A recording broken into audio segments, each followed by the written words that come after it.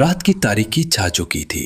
गांव का हर कोना सोना पड़ा था, लेकिन बरगद के दरख्त के करीब कुछ जाग रहा था। राजू, फायका, मनु और वो पुराना फकीर चुपके से दरख्त के पास पहुंचे। दरख्त पर कई तावीज बंधे थे, जुड़ों में काली मिट्टी और बीच में एक पुराना मटका जिस पर सुर्ख कपड़ा लिपटा था। यही है वो गुड़ जिसमें उसने अपनी ताकत छुपाई है। अगर हम उसे निकाल कर तोड़ दें तो उसका जादू भी टूट जाएगा, लेकिन अगर वो आ गई तो राजू, हम डरेंगे नहीं। उसने हमसे हंसी छीनी है, अब हम उसकी ताकत छीनेंगे। जैसे ही फकीर ने मटके की रस्सी खोली, जमीन कांप उठी, बरगद के पत्ते झड़ने लगे और सामने चुड़ैल आ गई। अब वो इंसान नहीं, उसका असली रूप था।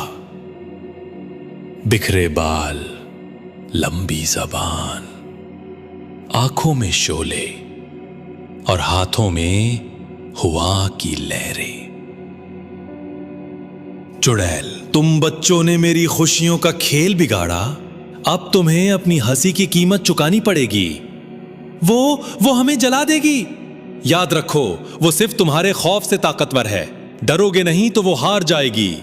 फायका, हम तुमसे नहीं डरते, तुम हमारी खुशी नहीं चुरा सकती। मन्नू, अब वो मटका तोड़ो।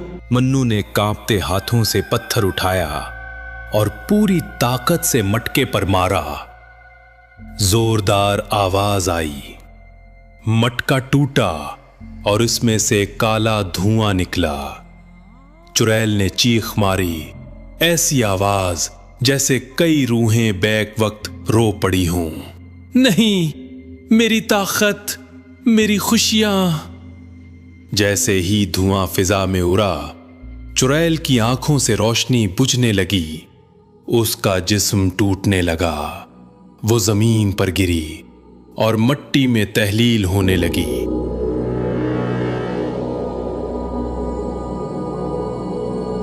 आसमान साफ हो गया, दरख्त के पत्ते वापस आ गए और दूर मेले की रोशनी एक बार फिर जगमगाने लगी।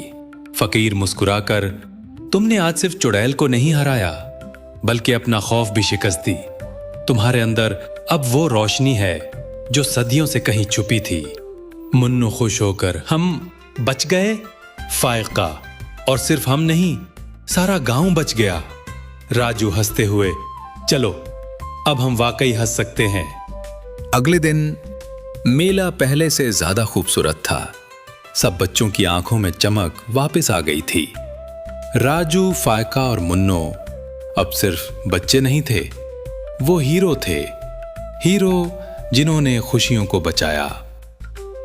और जहां भी कभी कोई साया आया, गांव वालों ने बच्चों की यह कहानी सुनाकर रोशनी जगा दी।